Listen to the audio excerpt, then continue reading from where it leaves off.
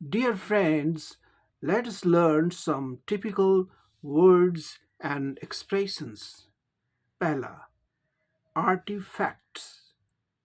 Artifacts का मतलब होता है हाथों से बनाए गए अथवा हाथों से बनाए हुए कलात्मक वस्तुएं। इसी को आर्टिफैक्ट्स कहा जाता है। इसके स्पेलिंग में देखिए, ARTI या ARTE, है ना, या तो ARTI या RTFACTS या ARTEFACTS। आई रखे या ई, दोनों में से कोई रखा जा सकता है। ये ऑप्शनल स्पेलिंग है, दोनों का एक ही अर्थ होगा, हाथों से बनाए गए कलात्मक वस्तुएं। Next, paratrooper. पैराट्रूपर का मतलब पैराशूट से उतरने वाला व्यक्ति। Next, integrity. इंटीग्रिटी का मतलब सत्यनिष्ठा, ईमानदारी को हम इंटीग्रिटी कहते हैं। किसी व्यक्ति का सत्यनिष्ठा, ईमानदारी को इंटीग्रिटी कहते हैं। डिमरेज। डिमरेज चार्जेस। डिमरेज चार्जेस का मतलब चार्जेस फॉर अनड्यू। अनड्यू का मतलब अनुचित, डिटेंशन, रुकावट ऑफ गुड्स। गुड्स मतलब सामान।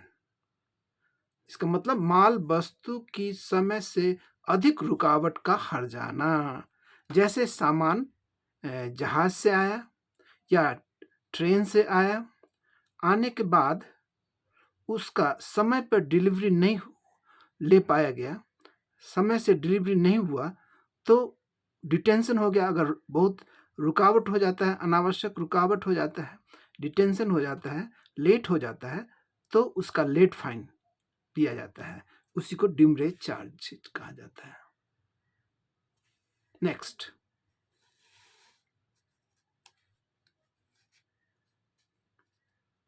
ओह damn, I forgot all about it. Oh damn ये एक प्रकार का एक्सक्लेमेशन, एक्सक्लेमेटरी एक्सप्रेशन है, जो कि दुख, क्रोध व्यक्त करने के लिए होता है। ओह डैम, ओह अरे, मैं इसके बारे में कैसे सब कुछ भूल गया। Oh damn, I forgot all about it. Oh अरे, मैं इसके बारे में सब कुछ भूल गया। कैसे ये हुआ, है ना? तो ये अपने आप को कोसते हैं, है ना, अपने पर क्रोध करते हैं कि ऐसी गलती कैसे हो गई कि मैंने उसके बारे में सब कुछ भूल गया। ओह डैम का मतलब, यहाँ यहाँ देखें, एक बात अब ध्यान में यहाँ ले लें, पॉइंट टू नोट में। ओह डैम ये एक्सक्लेमेटरी एक्सप्रेशन हुआ, एक्सक्लेमेशन हो गया। एक्सक्लेमेशन ये साइन है। ये क्या दिखाता है? सोज एनोयंस, मतलब क्रोध, है ना। एंड डिसअपॉइंटमेंट, निराशा या दुख का निराशा। तो अपने ऊपर ही क्रोध आता है और दुख होता है कि मैंने ऐसी गलती कैसे किया है। उस बात को दिखाने के लिए, उस भाव को दिखाने के लिए ओह डैम एक्सक्लेमेशन का प्रयोग किया जाता है। Next, seven sins. Seven sins defined by Mahatma Gandhi. 7 तरह के पाप। महात्मा गांधी ने 7 तरह के पाप को दिखाया है। देखें, पहला, वेल्थ विदाउट वर्क। यहाँ वर्क का मतलब लेबर। बिना परिश्रम के यदि संपत्ति, वेल्थ माने संपत्ति, आ जाए तो वो संपत्ति क्या होता है? उसका दुरुपयोग होता है, उसका कोई वैल्यू नहीं होता है, उसका मोल नहीं होता है। तो अगर बिना परिश्रम के संपत्ति आए तो वो पाप के जैसा होता है, वो पाप के कार्यों में खर्च होने लगता है, गलत कार्यों में खर्च होने लगता है। पहला पाप ये हो गया। नेक्स्ट, दूसरा, प्लेजर विदाउट कंसाइंस, मतलब आनंद उठाना, मजे करना, लेकिन मजे करने के साथ साथ अंतःकरण, कंसाइंस माने अंतःकरण, भीतर से जो एक गाइडिंग फोर्स है, अंतःकरण क्या ठीक है क्या गलत है, जो भीतर से एक चेतना आती है उसी को कंसाइंस कहा जाता है। अगर कंसाइंस के द्वारा ये मजे करना उसके साथ नहीं हो, उसको कंट्रोल नहीं करे, तो मजे करने का जो ये है कार्य है वो गलत कामों में चला जाएगा, और इस तरह से ये गलत काम में चला गया, ये भी एक तरह का पाप हो जाता है। इसीलिए प्लेजर के साथ कंसाइंस भी होना चाहिए। यदि प्लेजर के साथ कंसाइंस नहीं है, अंत चेतना नहीं है, तो फिर प्लेजर का गलत उपयोग हो जाएगा, गलत रास्तों पे चला जाएगा। Next, third, science without humanity. विज्ञान बिना मानवता के क्या हो जाता है? क्रूर, विध्वंसक, विनाशकारी हो जाता है। इसीलिए विज्ञान के साथ जब मानवता का भाव होता है तभी विज्ञान कल्याणकारी होता है, नहीं तो विज्ञान का दुरुपयोग होता है और अमानवीय कार्य होते हैं, जैसे विभिन्न तरीके के डिस्ट्रक्टिव वेपन्स बनते हैं, युद्ध होते हैं, सब साइंस के द्वारा आता है ना। इसीलिए साइंस के साथ ह्यूमैनिटी होना जरूरी है, नहीं तो साइंस का दुरुपयोग हो जाएगा और पाप के कामों में उसका उपयोग होगा, डिस्ट्रक्टिव उपयोग होगा, विध्वंसकारी। Next, knowledge, knowledge without character. Character का मतलब मोरालिटी, चरित्र। ज्ञान बिना चरित्र के क्या होता है? वो भी ज्ञान खुरापाती हो जाता है, गलत कामों में लगने लगता है। जैसे कि हिटलर के पास नॉलेज था लेकिन उसके पास सही कैरेक्टर या मोरालिटी नहीं था। इसके कारण उसने द्वितीय विश्व युद्ध में अपने ज्ञान का प्रयोग क्रूरतापूर्वक लोगों को मारने, यातना देने में, लाखों लोगों को मारने में प्रयोग किया अपने ज्ञान का। तो वो क्या हो गया? एक पाप हो गया। इसलिए नॉलेज के साथ क्या मोरालिटी होनी चाहिए। यहाँ नॉलेज विदाउट मोरालिटी क्या है? नॉलेज, ये पाप हो जाएगा। Next, politics without principles. सिद्धांतों के बिना राजनीति जो होती है वो अंधी हो जाती है। जब सिद्धांत नहीं होते उसमें, बिना सिद्धांत का राजनीति हो जाता है, तो वो क्या हो जाता है? विभिन्न करप्शंस, घोटाले में, ना, भ्रष्टाचार में ये पॉलिटिक्स भर जाता है, उससे भर जाता है पॉलिटिक्स। Next, commerce. कॉमर्स का मतलब यहाँ व्यापार विदाउट मोरालिटी।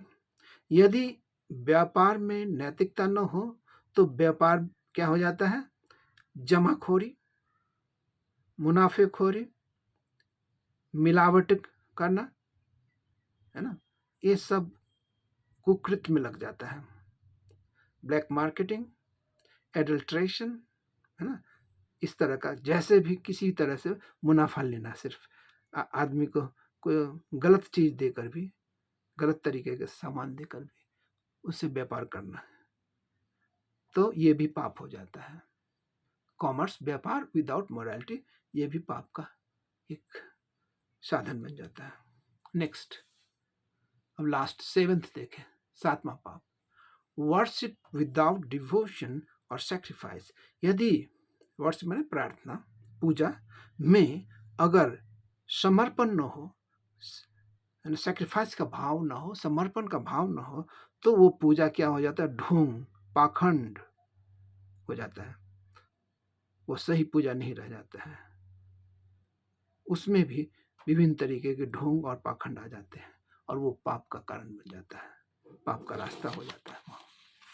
नेक्स्ट,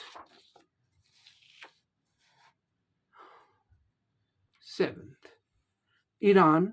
ईरान जो देश है उसको, उसका पुराना नाम है फारस, ओल्ड नेम, पहले उसे फारस कहा जाता था, जिसे अभी हम ईरान कहते हैं। Next, despicable. डेस्पिकेबल का मतलब घिनौना आपराधिक कोई कार्य हो जाता है, उसको डेस्पिकेबल कहते हैं। जैसे कि बलात्कार के साथ हत्या, इस तरह का घिनौना कुकृत्य होता है, उसमें डिस्पिकेबल का ये एडजेक्टिव है का प्रयोग होता है। Next, despise. डिस्पाइज का मतलब तिरस्कार करना, घृणा करना, किसी को तिरस्कार करना या घृणा करने के लिए डिस्पाइज का प्रयोग होता है। डिस्पेयर, डिस्पेयर का मतलब निराशा। नेक्स्ट, रिबट। रिबट का मतलब रिफ्यूट, खंडन करना, किसी बात को तर्क से काटना, किसी बात को काटना, खंडन करना। Next, he would have to study hard। इस सेंटेंस का हिंदी में क्या अर्थ होता है? उसे कठिन पढ़ाई करनी पड़ती होगी। ये क्या दिखाया? ये स्ट्रक्चर क्या? वुड हैव टू, ये क्या दिखाया? To show a present possibility, वर्तमान में कोई संभावना को दिखाता है। जैसे कि कोई पिता है और उसका पुत्र कहीं बाहर जाके पढ़ रहा है और उसका एग्जाम नजदीक आ गया है, तो उसका पिता जो है एक संभावना कर रहा है कि उसका पुत्र अभी क्या है, बहुत कठिन पढ़ाई कर उसको करनी पड़ती होगी, उसके पुत्र को, उसके लड़के को बहुत कठिन पढ़ाई करनी पड़ती होगी। तो अभी की वर्तमान समय में जो एक संभावना को दिखाना होता है, उसमें वुड हैव टू का प्रयोग होता है। He would have to study hard, मतलब उसे कठिन पढ़ाई करनी पड़ती होगी। यहाँ वुड फ्यूचर जैसा लगता है, लेकिन इसका फ्यूचर अर्थ नहीं है। इसका अर्थ क्या है?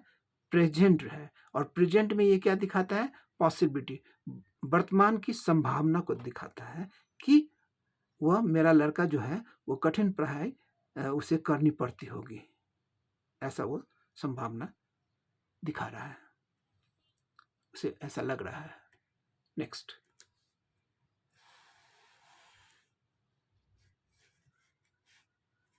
अब नेक्स्ट देखें। He would have been studying since morning। इस सेंटेंस का हिंदी देख ले। वह सुबह से पढ़ रहा होगा। यह क्या दिखा रहा है? अनुमान, अनुमान, प्रेजेंट अनुमान। प्रेजेंट में कोई अनुमान कर रहा है ऐसा कि वह सुबह से पढ़ रहा होगा। यह अनुमान कैसे है? परिस्थिति को देखकर, जैसे कि वह उसको देख कर उसकी आंखें लाल लगती है, तो ऐसा लग रहा है कि वह सुबह से ही पढ़ रहा होगा, इसलिए उसकी आंखें लाल हो गई है। तो इस तरीके से प्रेजेंट में जो अनुमान करते हैं उस बात को वुड हैव बीन से दिखाया गया है। He would have been starting since morning, मतलब सुबह से, सिंस मॉर्निंग सुबह से, वह सुबह से पढ़ रहा होगा। ये क्या है? प्रेजेंट में अनुमान को दिखाने के लिए, एक अनुमान, गेस को दिखाने के लिए। Next,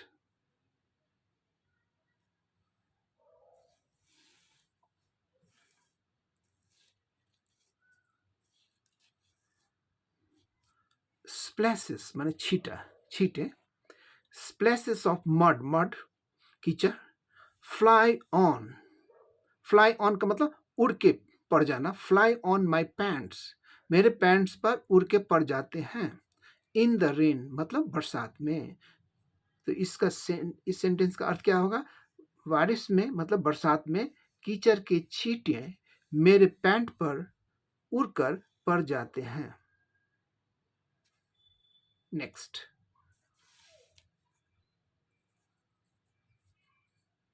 wipe out your clothes, wipe out your clothes, अपने कपड़े झाड़ो। अपने कपड़े झाड़ो मतलब अपने कपड़े झाड़ लो। जैसे कि कीचड़ के छींटे पड़ गए, सूख गया कि तो उसको कपड़े झाड़ लो, मतलब वो गंदा हट जाएगा। अपने कपड़े झाड़ लो या झाड़ो। नेक्स्ट,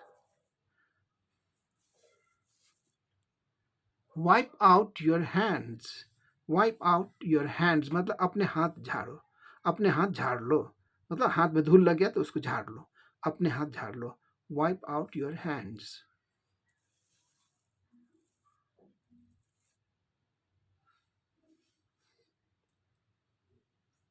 अब एक लास्ट देख लें।